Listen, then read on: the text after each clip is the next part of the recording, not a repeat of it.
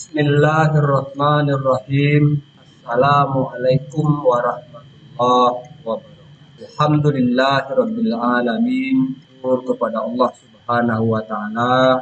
Saya Joni Eka Saputra, guru pendidikan agama Islam dan budi pekerti dinas di SMA Negeri 1 Tintek Darmasraya. Saya akan menjelaskan tentang pernikahan di dalam Islam. Sebelum kita menjelaskan tentang pernikahan di dalam Islam, saya menjelaskan kompetensi dasar. Yang pertama, meyakini kebenaran ketentuan pelaksanaan pernikahan berdasarkan syariat Islam. Yang kedua, menunjukkan sikap bersatu dan kebersamaan dalam lingkungan sebagai implementasi pernikahan dalam syariat Islam. Yang ketiga, menganalisis dan mengevaluasi ketentuan pernikahan di dalam syariat Islam.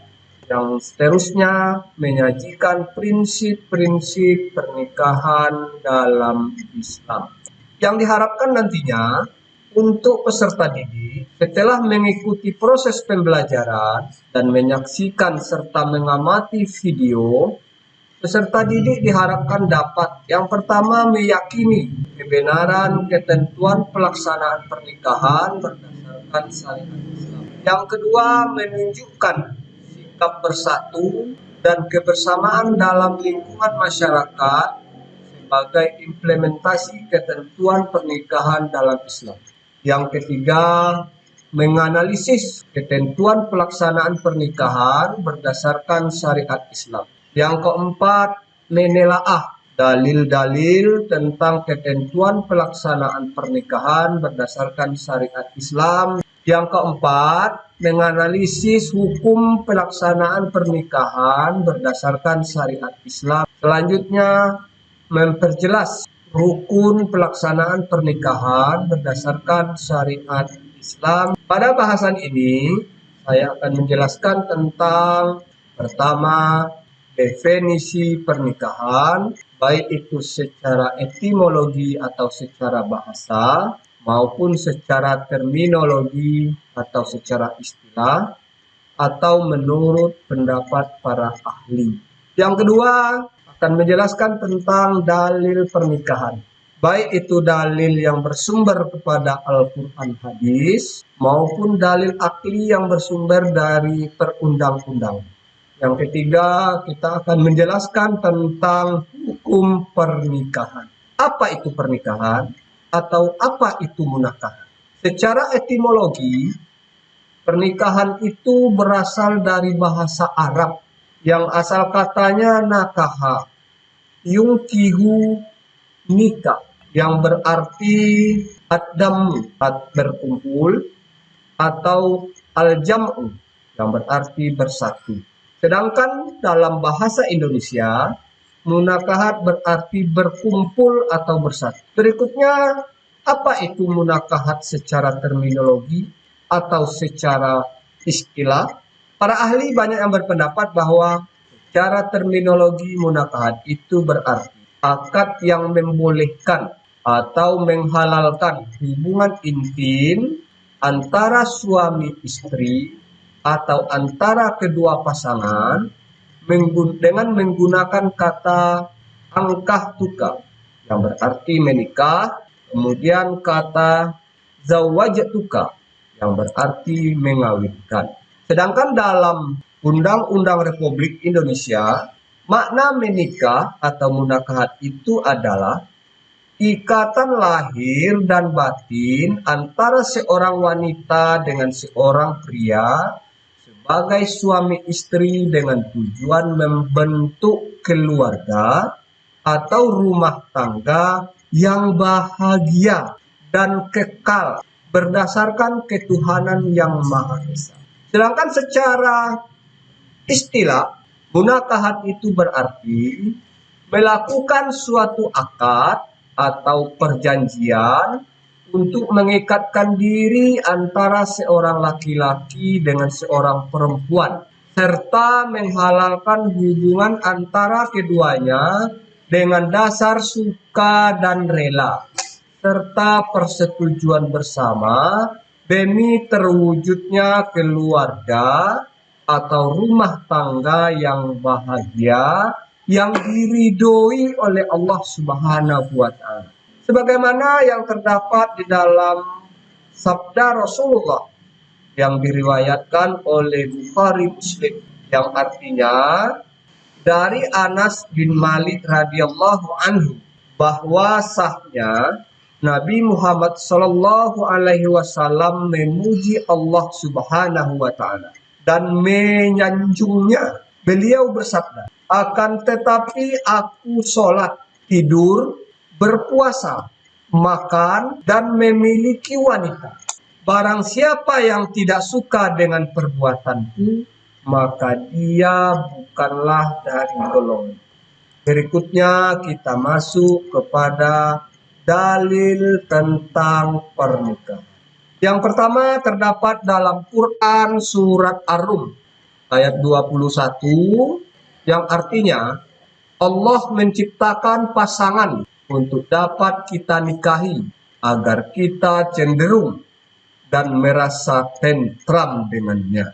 Kemudian dalil yang kedua terdapat dalam Quran surat An-Nur ayat 32 yang artinya Allah menciptakan pasangan untuk dapat kita nikahi. Jika mereka miskin, maka Allah akan mampukan dengan karunia. Yang ketiga yang terdapat di dalam sabda Nabi yang diriwayatkan oleh Baihaqi yang artinya jika seseorang menikah maka ia telah menyempurnakan agamanya, karenanya bertakwalah kepada Allah dan separuh lainnya. Baiklah peserta didik, berikutnya kita lanjutkan tentang hukum pernikahan. Jadi wajib, seseorang menjadi wajib menikah apabila terpenuhi kriteria berikut ini. Yang pertama, wajib. Kriterianya seseorang yang sudah mampu secara ekonomi, punya keinginan. Jika tidak menikah, dikhawatirkan akan terjadi perzinahan. Hukum menikah yang kedua adalah sunnah. Yang pertama, seseorang yang mampu secara ekonomi, punya keinginan, akan tetapi masih mampu mengendalikan nafsunya. Sehingga jika tidak menikah, tidak ditakuti terjerumus ke dalam perbuatan zina.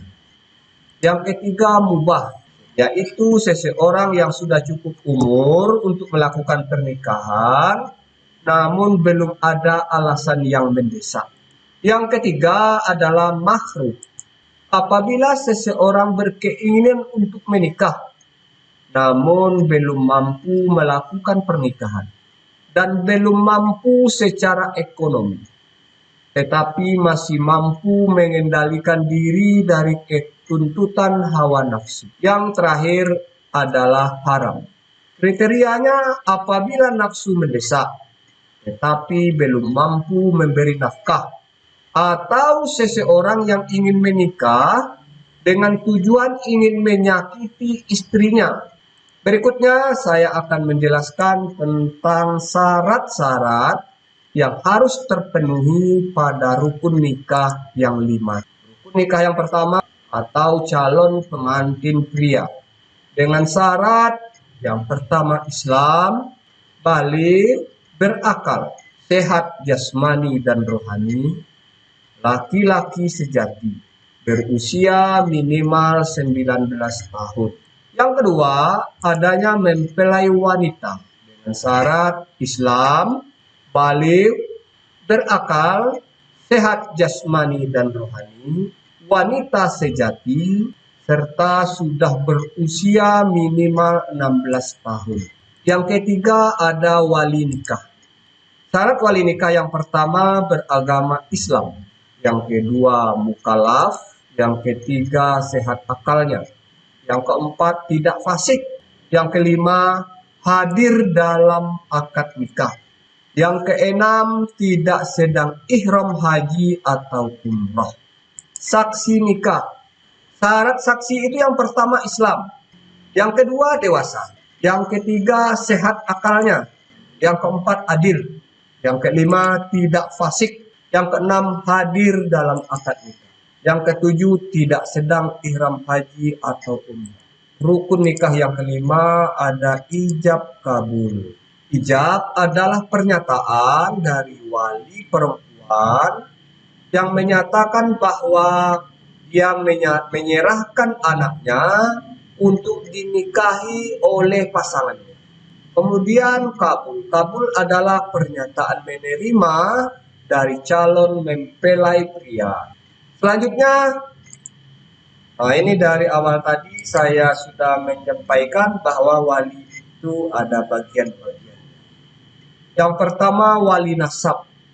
Wali nasab itu ialah wali yang mempunyai pertalian darah dengan mempelai wanita yang akan dinikahkan.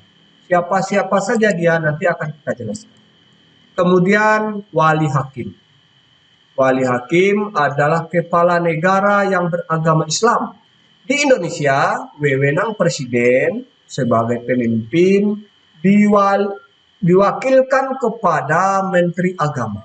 Kemudian Menteri Agama mengangkat pembantu-pembantunya untuk bertindak sebagai wali hakim, yaitu Kepala Kantor Urusan Agama Islam yang berada di setiap kecamatan. Wali nikah yang sah menurut syariat Islam, wali nikah yang sah di sini adalah wali yang memiliki pertalian darah dengan calon mempelai wanita. Yang pertama ayah kandung. Ayah kandung ini berarti bapak dari calon mempelai wanita, bapak biologis. Yang kedua kakek, kakek dari pihak ayah atau ayah dari ayah dan seterusnya ke atas. Yang ketiga saudara kandung laki-laki. Yang keempat saudara laki-laki seayah. Kemudian saudara laki-laki ayah. Kemudian anak laki-laki dari saudara laki-laki seayah. Kemudian anak laki-laki paman. Kemudian anak laki-laki dari saudara laki-laki sekandung. Demikianlah penjelasan saya tentang pengertian tentang pernikahan, dalil tentang pernikahan, beserta rukun-rukun dan syarat-syarat yang harus dipenuhi dalam pernikahan. Semoga bermanfaat dan diharapkan kritik dan sarannya sehingga saya bisa memperbaiki diri dalam pembuatan video pembelajaran berikutnya. Terima kasih. Saya akhiri. Billahi fisabilil haq fastabiqul khairat. Wassalamualaikum warahmatullahi wabarakatuh.